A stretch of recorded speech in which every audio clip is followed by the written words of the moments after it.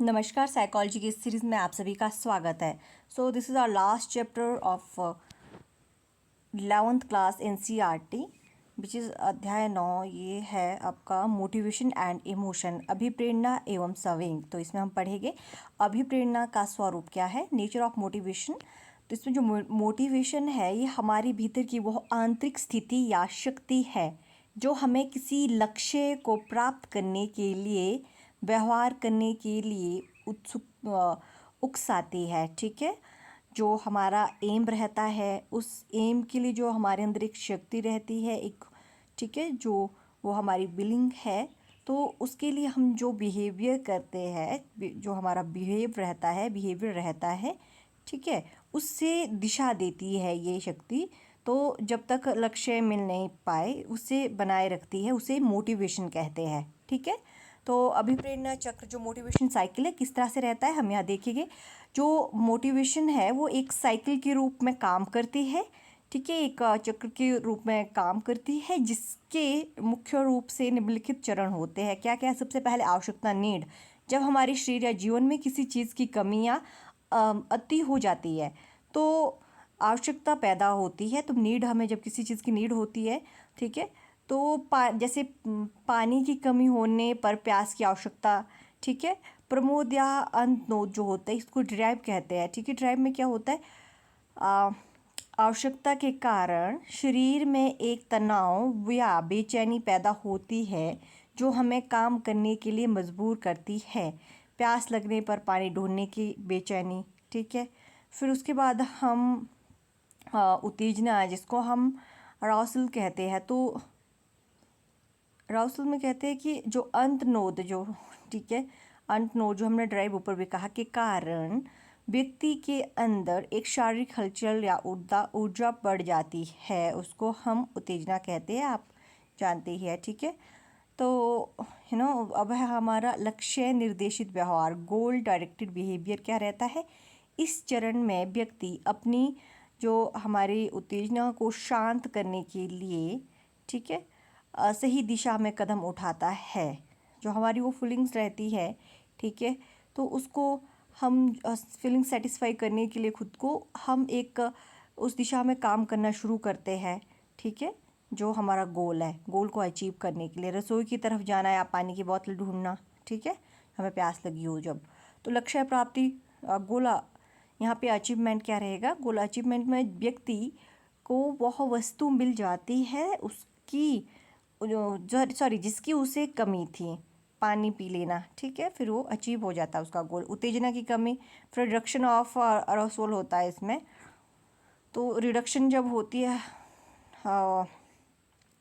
हमारी जो इच्छा होती है, फीलिंग जो होती है उसकी कमी आने लगती है, उसे कहते हैं लक्ष्य मिलने के बाद शरीर का तनाव खत्म हो जाता है और व्यक्ति शांत हो जाता है। ठीक है, तो इस अनुसार यहाँ पे मोटिवेशन है। मोटिवेशन किस तरह से एक साइकिल चलता है, इसमें हम इस अनुसार काम करते हैं। फिर यहाँ पे टाइप्स ऑफ मोटिवेशन, मोटिव्स रहेगा, जो हमारे मोटिव्स रहते हैं, अभिप्रेरक रहते हैं, उसके प्रकार। मनोविज्ञान में अभिप्रेरकों को मुख्य रूप से दो भागों में बांटा गया है, जैविक या शारीरिक अभिप्रेरक। ठीक है, इसमें बायोलॉजिकल मोटिव्स इससे कहते हैं जैविक, या फिर इसको हम शारीरिक कहेंगे। तो बायोलॉजिकल मोटिव्स में ये अभिप्रेरक हमारी जीवित रहने के लिए बहुत ज़रूरी होते हैं और ये जन्मजात होते हैं। भूख, जब हमारे खून में ग्लूकोज का स्तर कम होता है तो मस्तिष्क का हाइपोथैलेमस हिस्सा एक्टिव हो जाता है और भूख लगती है। ठीक है, तो प्यास, शरीर की कोशिकाओं से पानी कम होने पर, खून का आयतन घटने पर हमें प्यास लगती है। ठीक है, कमोदी पिटकर, जिसको हम कामोद दीपकर, ठीक है, जो हमारी सेक्सुअल नीड रहती है, यह प्रजाति के अस्तित्व को बनाए रखने के लिए ज़रूरी है। जो हमारे जो हार्मोन्स होते हैं जैसे टेस्टोस्टेरोन और एस्ट्रोजन है, इसके द्वारा नियंत्रित होते हैं। ठीक है, तो ये हमारे जो सेक्सुअल डिज़ायर रहती है उसको हमारे ये हार्मोन कंट्रोल करते हैं, टेस्टोस्टेरोन और एस्ट्रोजन। फिर हमारा नींद और आराम रहता है। शरीर को दोबारा ऊर्जावान बनाने के लिए नींद एक जैविक आवश्यकता है। तो ये सारे हमारे बायोलॉजिकल फैक्टर थे, ठीक है, बायोलॉजिकल मोटिव्स थे जो कि हमारे लिए ज़रूरी रहते हैं, ये जन्मजात से ही होते हैं, ठीक है। और दूसरा है हमें मनोसामाजिक अभिप्रेरक, ठीक है, साइकोलॉजिकल मोटिव्स क्या होते हैं इसमें हम देखेंगे। ये अभिप्रेरक जन्मजात नहीं होते हैं बल्कि व्यक्ति इन्हें समाज, संस्कृति और अपने अनुभव से सीखता है, ठीक है, जैसा उसका एनवायरनमेंट रहेगा और जिस तरह से आसपास की जो हमारा समाज है उसकी नीड रहेगी, इस अनुसार ये उत्पन्न होता है मनोसामाजिक अभिप्रेरक। तो इसमें सबसे पहला हमारा है संबंधन की आवश्यकता, नीड ऑफ एफिलिएशन। इसमें क्या रहता है, हर मनुष्य चाहता है कि वह दूसरे के साथ जुड़े, दोस्त बनाए और किसी समूह का हिस्सा बने। अकेले रहने पर, ठीक है, व्यक्ति परेशान हो जाता है। इसको संबंधन की आवश्यकता कहती है। हम रिलेशन क्यों बनाते हैं, हम किसी के साथ, हम फ्रेंड्स बना, स्कूल जाते हैं तो एक फ्रेंड बनाते हैं, ठीक है, और बड़े होते हैं जहाँ भी जाते हैं एक हम रिलेशन क्रिएट करते हैं अपने आसपास के लोगों के साथ, क्योंकि हमें ज़रूरत होती है, हम अकेले नहीं रह सकते। वी आर जो ह्यूमन बीइंग है वो एक सोशल प्राणी है, ठीक है, तो इसलिए हमें सोसाइटी में रहने के लिए कुछ लोगों की ज़रूरत होती है जो हमारे साथ रहे। दूसरा है उपलब्धि की आवश्यकता, नीड ऑफ अचीवमेंट। जीवन में कुछ बड़ा करने, सफलता पाने, श्रेष्ठता हासिल करने और बाधाओं को पार करने की इच्छा को उपलब्धि अभिप्रेरणा कहते हैं। डेविड जो मैक्लेलैंड ने इस पर बहुत काम किया है। उन्होंने इसको जो उपलब्धि की आवश्यकता है, नीड ऑफ अचीवमेंट है, इस पे बहुत सारी चीज़ें लिखी है उन्होंने, आप आगे से देखेंगे। तो तभी इंसान ज़िंदा रह सकता है जब वो उसकी कुछ चीज़ों को जब वो अचीव करता है, तो उसका जो ईगो वो है वो फुलफ़िल करता है अपने ईगो को। इस अनुसार उसे अचीवमेंट जो है, कुछ चीज़ों की जो है वो अचीवमेंट करनी रहती है अपने ईगो को सेटिस्फाई करने के लिए, तब वो शांत होता है। तो अगला है शक्ति की आवश्यकता, नीड फॉर पावर। तो दूसरों पर अपना प्रभाव जमाने, उन्हें नियंत्रित करने या उनके व्यवहार को अपने अनुसार बदलने की इच्छा शक्ति अभिप्रेरक कहलाती है। ये भी एक सोशल मोटिव रहता है कि लोगों के बीच हम प्रभावशाली दिखे, लोग हमें जाने पहचाने, लोग, ये एक नीड ऑफ पावर होता है, ये एक हमारा सोशल मोटिव कहलाता है, ठीक है, ये साइकोलॉजिकल मोटिव्स कहलाता है, ठीक है। तो इसके बाद हमारा रहेगा आक्रामकता, ठीक है, एग्रेशन में क्या है, दूसरों को नुकसान पहुंचाना है, अपनी बात ज़बरदस्ती मनवाने की प्रवृत्ति, ये भी इसमें आता है, ठीक है, साइकोलॉजिकल मोटिव्स, क्योंकि ये हम ह्यूमन बीइंग में ये चीज़ रहती है कि हम अपने ईगो को सेटिस्फाई किस तरह से करते हैं कि अपने आसपास के जो लोग हैं उन पे खुद को प्रभावी दिखाना। अगर, ठीक है, हम कुछ काम करते हैं, कुछ भी करते हैं, पैसा कमाते हैं, खुद को अमीर दिखाते हैं, तो वो एक सेटिस्फेक्शन होती है लोगों के सामने खुद को अपना प्रभाव दिखाने का। और अगर कई बार ऐसे कि कुछ लोग नहीं होते, बच्चे नहीं है, सुनते नहीं है, तो आप एक क्लास टीचर है तो आप क्लास को लीड कर रहे हैं, ठीक है, तो अगर आप टीच कर रहे हैं, लीड कर रहे हैं, अगर स्टूडेंट आपकी बात नहीं सुनते हैं तो आपको एग्रेसिव हो जाते हैं आप, ठीक है, तो एग्रेसिव हो जाते हैं तो ज़बरदस्ती मनवाते हैं या फिर उन पर चिल्लाएंगे, चीखेंगे, तो ये अग्रेशन होता है। तो ये भी सब कुछ हमारा एक साइकोलॉजिकल मोटिव कहलाएगा, ठीक है। इस प्रकार से दो टाइप थे मोटिव्स जिसके जो हमने पढ़े हैं, बायोलॉजिकल एंड साइकोलॉजिकल मोटिव्स। और यहाँ थर्ड पॉइंट हमारा रहेगा मास्लो का आवश्यकता पदानुक्रम सिद्धांत, ठीक है, मतलब हायरार्की ऑफ नीड्स, जो हमने अभी यहाँ ऊपर भी देखा।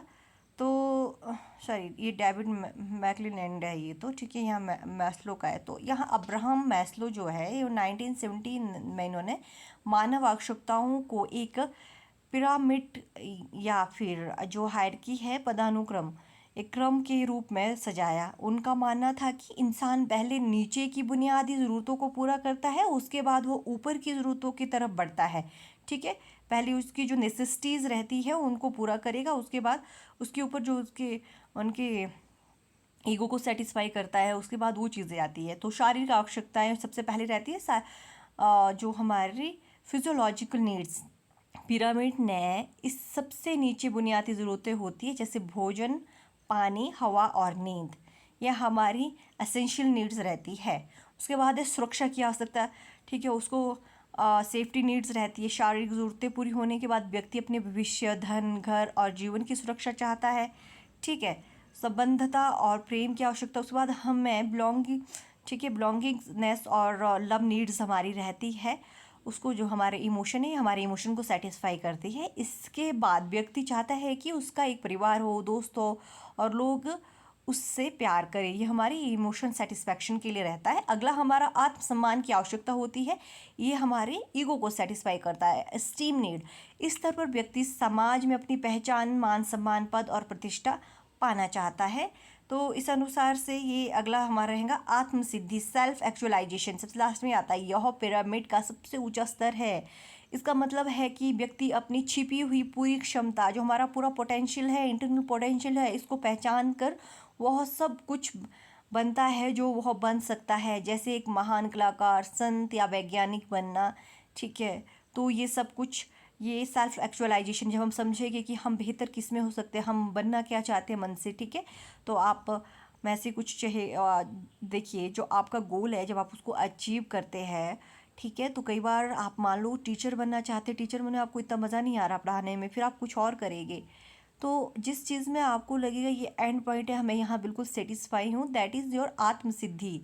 ठीक है, उसको सेल्फ एक्चुअलाइजेशन कहेंगे। तो हमारा अगला रहेगा यहाँ स्वयं का स्वरूप, नेचर ऑफ इमोशन। इमोशन का क्या नेचर रहता है?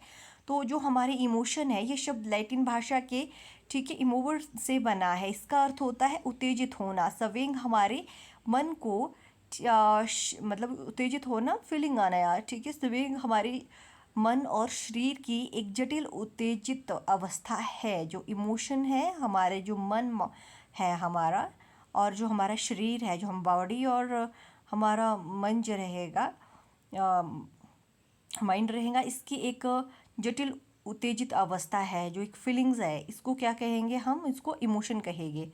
स्वयं के 3 मुख्य घटक होते हैं। क्या क्या कंपोनेंट्स है? जब भी हमें कोई इमोशन जैसे कि गुस्सा या डर महसूस होता है, तो 3 चीज़ें एक साथ होती है। सबसे पहले हमारा फिजियोलॉजिकल चेंजेस होंगे। ठीक है, फिजियोलॉजिकल चेंजेस हमारे शरीर के अंदर बदलाव होते हैं, शारीरिक परिवर्तन होते हैं, जैसे दिल की धड़कन तेज़ होना, सांस फूलना, पसीना आना, या स्वायत्त तंत्रिका तंत्र द्वारा होता है। किससे द्वारा होता है? यह सब कुछ जो हमारी स्वायत्त नर्वस सिस्टम होता है उसके द्वारा होता है। ठीक है, तो अगला है हमारा संज्ञानात्मक व्याख्या, कॉग्निटिव इंटरप्रिटेशन जो रहती है। तो इसमें हमारा दिमाग उस स्थिति का अंदाज़ा लगाता है कि वह स्थिति हमारे लिए अच्छी है या बुरी है। ठीक है, इसमें हम, हमारा जो दिमाग है ये उस टाइम वो स्थिति जो हो रही है हमें उसका अंदाज़ा लगाता है कि ये सही है या गलत है। तो हमारा लास्ट रहेगा बिहेवियर एक्सप्रेशन, जो हमारा व्यवहारात्मक अभिव्यक्ति रहेगी।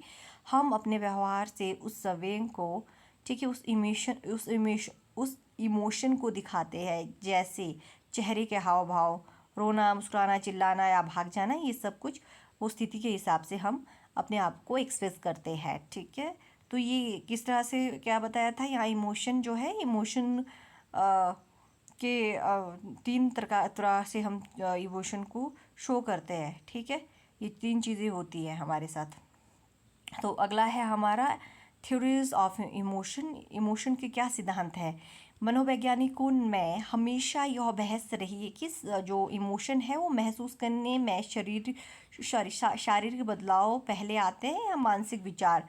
ठीक है, इसमें इसे समझने के लिए मुख्य सिद्धांत दिए गए हैं। ठीक है, यहाँ पे कुछ एक थ्योरीज दी गई है। थ्योरीज में जैसे जेम्स लांगो सिद्धांत है सबसे पहले। इस सिद्धांत के अनुसार वातावरण में किसी स्टिमुलस, उद्दीपक को देखकर पहले हमारे शरीर में शारीरिक परिवर्तन आते हैं। आपने देखना है, इन्होंने पहले मन, ठीक है, मानसिक नहीं शारीरिक परिवर्तन कहे, और उन शारीरिक परिवर्तनों को महसूस करके हम जो है इमोशन का अनुभव होता है। हम भालू को देखकर रोते या भागते हैं, इसीलिए हमें डर लगता है। ठीक है, कैनन बार्ड सिद्धांत कहता है, इस सिद्धांत में जेम्स लांगे को गलत बताया गया है। उनके अनुसार ये जो स्टिमुलस है को देखने के बाद शरीर, जो शारीरिक परिवर्तन और संवेग की मानसिक अनुभूति दोनों एक साथ होता है।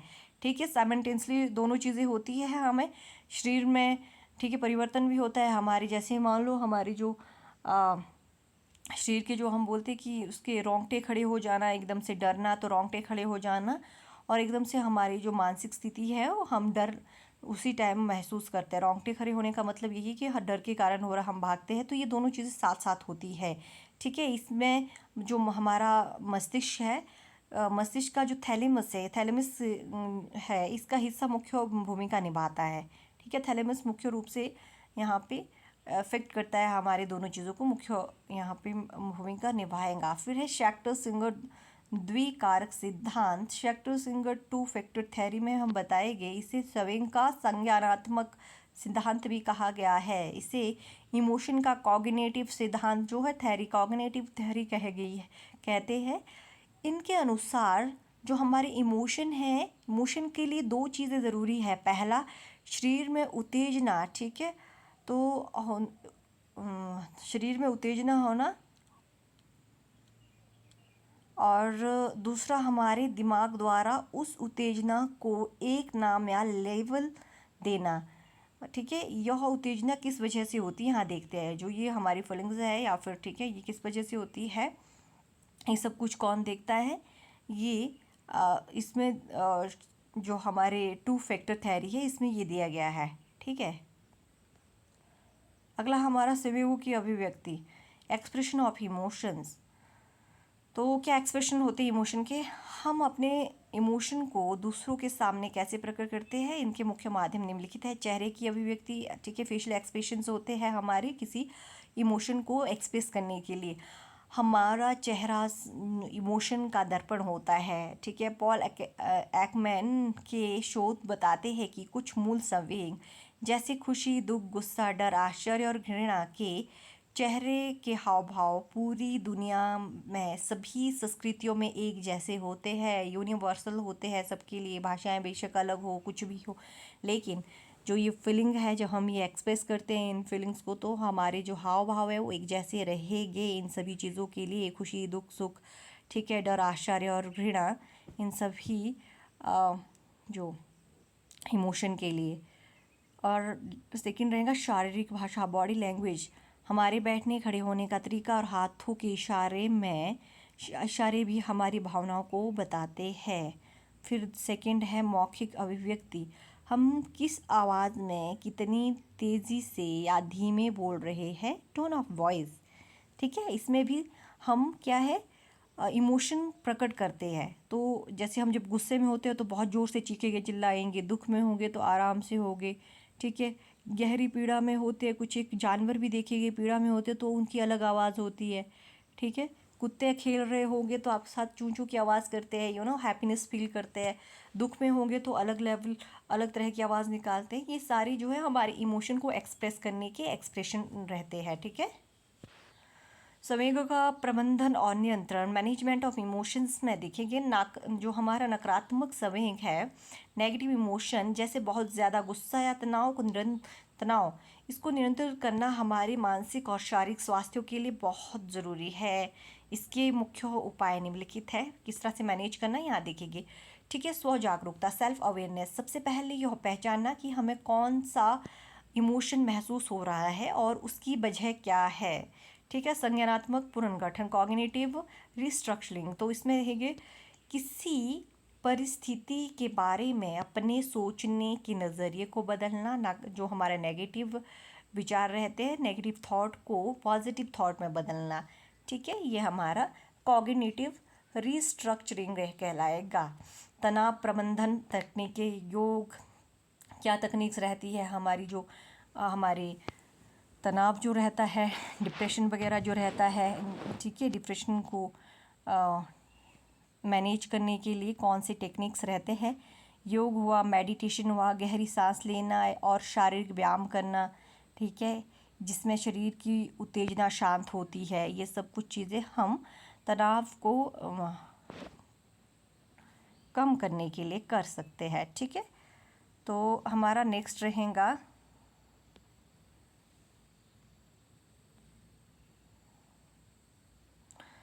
यहाँ पे हम देख रहे हैं, 1 सेकेंड,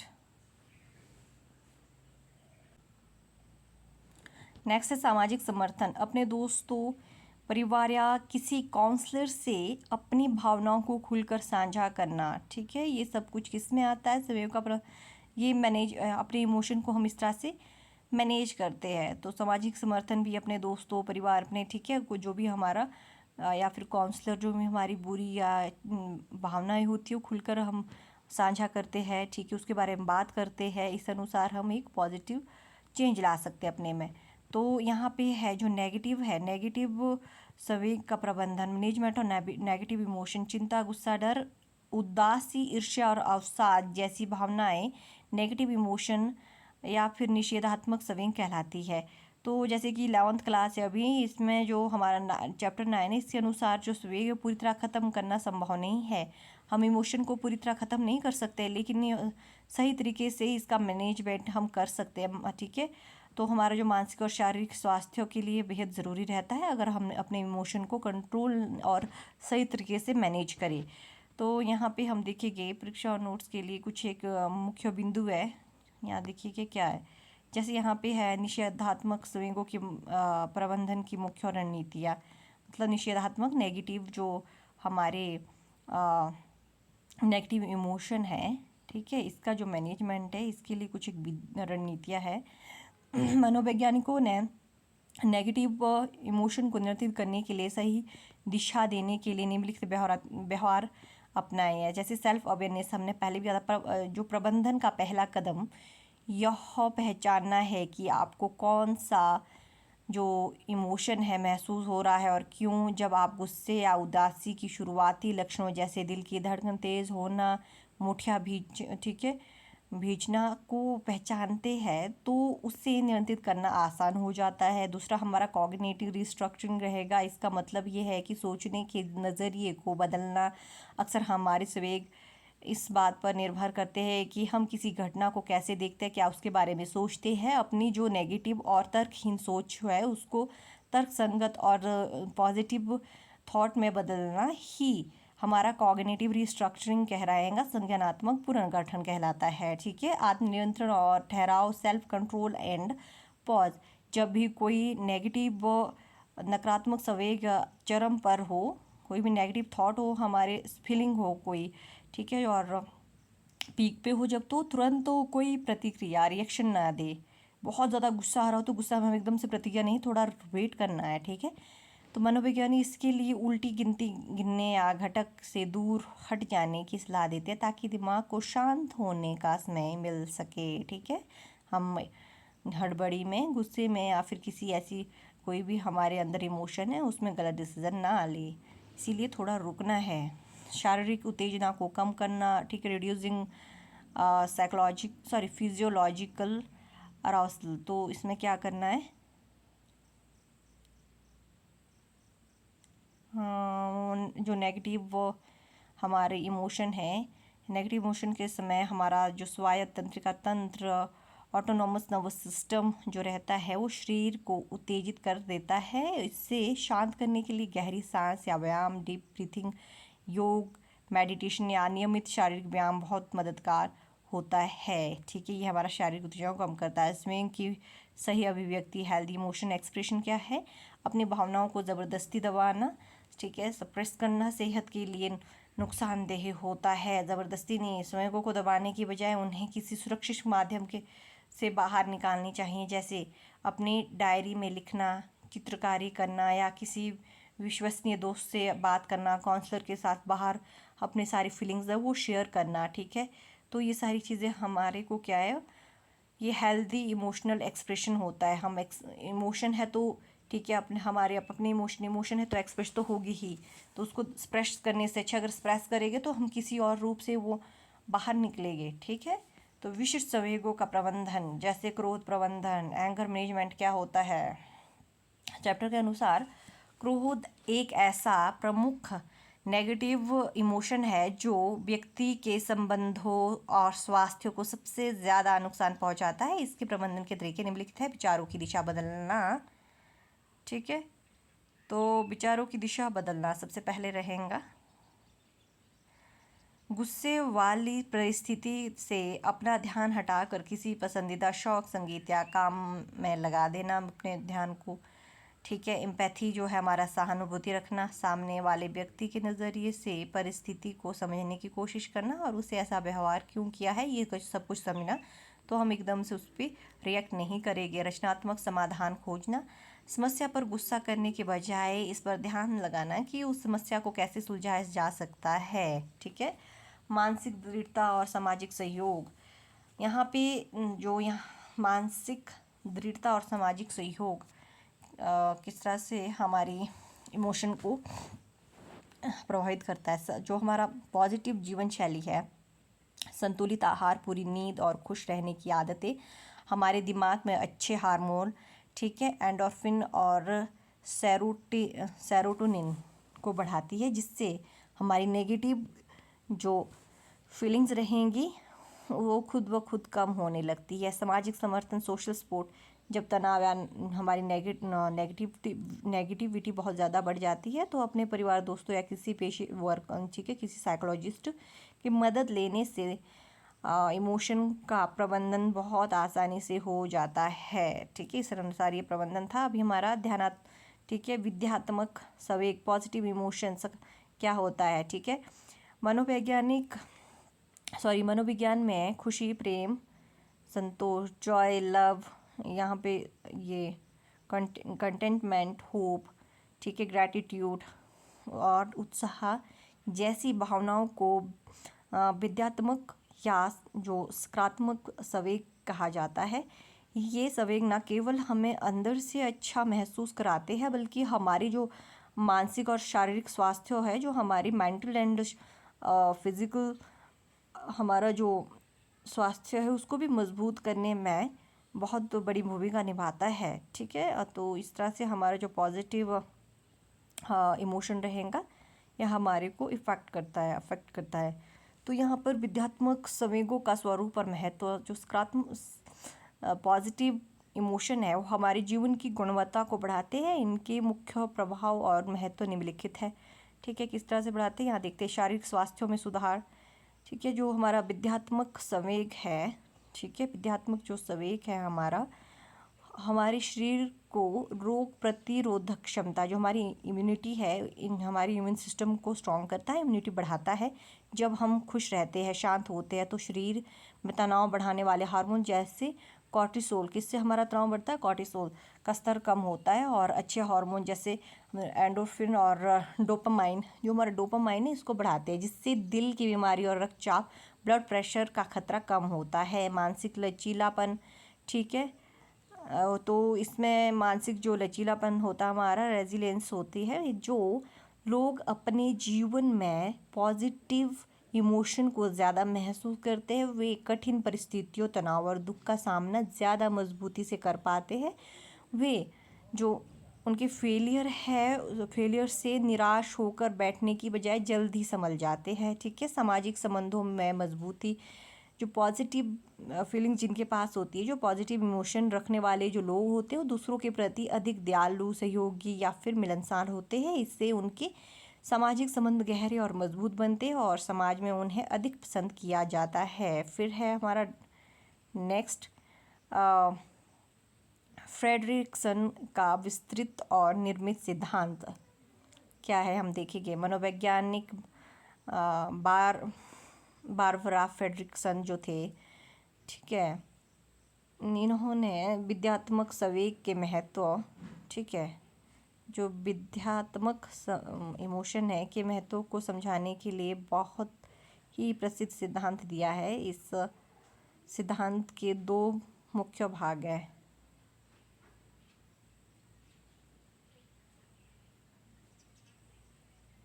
एक मिनट। सोच और दृष्टि का विस्तार, ठीक है, ब्रॉडेन। जब हम डर या गुस्से में होते हैं तो हमारा दिमाग केवल उस खतरे पर ध्यान केंद्रित करता है, हमारा नज़रिया सिकुड़ जाता है। इसके विपरीत जब हम खुश या संतुष्ट होते हैं तो हमारा दिमाग खुल जाता है, हम चीज़ों को बड़े नज़रिए से देख पाते हैं, हमारी जो क्रिएटिविटी है वो बढ़ती है और हमें समस्याओं के नए नए समाधान हम सोच पाते हैं। ठीक है। संसाधनों का निर्माण, बिल्ड, किस तरह से होता है, जब हमारी सोच का दायरा बढ़ता है तो हम अनजाने में ही अपने भीतर नए शारीरिक, मानसिक और सामाजिक संसाधनों का निर्माण कर लेते हैं। उदाहरण के लिए खेल खेल में खुशी महसूस करते हुए बच्चा शारीरिक ताकत और नए दोस्त, सामाजिक समाधान बना लेता है जो भविष्य में उसके काम आते हैं। और अगला रहेगा विद्यात्मक संवेग को बढ़ाने के उपाय। हम अपने दैनिक जीवन में कुछ आदतों को अपना कर जो पॉजिटिव या फिर विद्यात्मक संवेग है को आसानी से बढ़ा सकते हैं। कृतज्ञता का या फिर आभार व्यक्त करना, जो हमारा ग्रैटिट्यूड है, जीवन में जो चीज़ें हमारे पास और है और जो लोग हमारी मदद करते हैं उनके प्रति हमें अपना ग्रैटिट्यूड शो करना चाहिए हमें, ठीक है। धन्यवाद या का भाव रखना चाहिए। रोज़ ऐसी 3 चीज़ों का याद करना जो अच्छी हुई, ठीक है, वो एक पॉजिटिविटी को बहुत बढ़ावा देता है ये। तो उसके बाद हमारा सकारात्मक पुनः मूल्यांकन, पॉजिटिविटी रिप्रेसल। तो इसमें कहते हैं किसी भी कठिन या बुरी परिस्थिति में भी कुछ ना कुछ पॉजिटिव या सीखने योग्य ढूंढने का प्रयास करना, ठीक है। तो हम हमेशा पॉजिटिव चीज़ें देखेंगे। अगर हम कुछ भी हमारे साथ बुरी परिस्थिति भी है, ठीक है, इसमें भी हम अपॉर्चुनिस्टिक रहे, कुछ पॉजिटिव देखें, ठीक है। तो इससे हमें पॉजिटिव या फिर कुछ नए सीखने का प्रयास करना चाहिए। हमें नई चीज़ें सीखने को मिलती है। पसंदीदा गतिविधियों में शामिल होना, ऐसे शौक या काम करना जो आपको खुशी देते हैं, जैसे संगीत सुनना, किसी को बागवानी करना या चित्रकारी या दोस्तों के साथ समय बिताना। तो आपकी जो भी आपका हॉबी है, जो आपको जिससे आपको खुशी होती है, आपको वो काम करना चाहिए, जिससे कि आपका जो पॉजिटिव इमोशन है, आप पॉजिटिव रह सके। जिससे सचेतनता और ध्यान, माइंडफुलनेस जो वर्तमान क्षण में जीना, ठीक है, और भविष्य की चिंता और अतीत के पछतावे को छोड़कर आज के पल में आनंद लेना और विद्यात्मक संवेगों को जगाने का सबसे अच्छा तरीका है दूसरों की मदद करना, ठीक है। तो दूसरों की मदद करना जो रहता है, अल्ट्रिज्म में हम देखेंगे बिना किसी स्वार्थ के दूसरों की सहायता करने से हमारे भीतर एक गहरे संतोष और खुशी का जन्म होता है, जो हमारे लिए एक पॉजिटिव इमोशन है जो फ़ायदेमंद है। तो इस अनुसार हमारा जो 11th क्लास का NCERT है वो कंप्लीट हो चुका है। हमने 9 चैप्टर कंप्लीट कर दिए हैं। तो इसके बाद हम 12th क्लास का भी पूरा कंप्लीट करेंगे, ठीक है। तो जो भी एक्चुअली ये साइकोलॉजी में इंटरेस्टेड है, बेसिक्स पढ़ना चाहते हैं, बेसिक्स तो हमारा NCERT ही रहता है, और UGC नेट के लिए, साइकोलॉजी में UGC नेट क्लियर करना चाहते हैं उसके लिए बहुत फ़ायदेमंद है, हिंदी मीडियम वालों के लिए, ठीक है। तो आगे हम यहाँ से ग्रेजुएशन और मास्टर्स का भी लाएंगे सिलेबस, उसको भी कवर करेंगे, ठीक है। तो हमारा स्टार्टिंग ये था 11th क्लास से। अगला हमारा रहेगा 12th क्लास का फर्स्ट चैप्टर। तो thank you for my watching, और सब्सक्राइब ज़रूर करिएगा चैनल को अगर आपको ठीक लग रहा हो। कोई भी गलती हो रही है तो आप प्लीज़ कमेंट में कमेंट ज़रूर करें।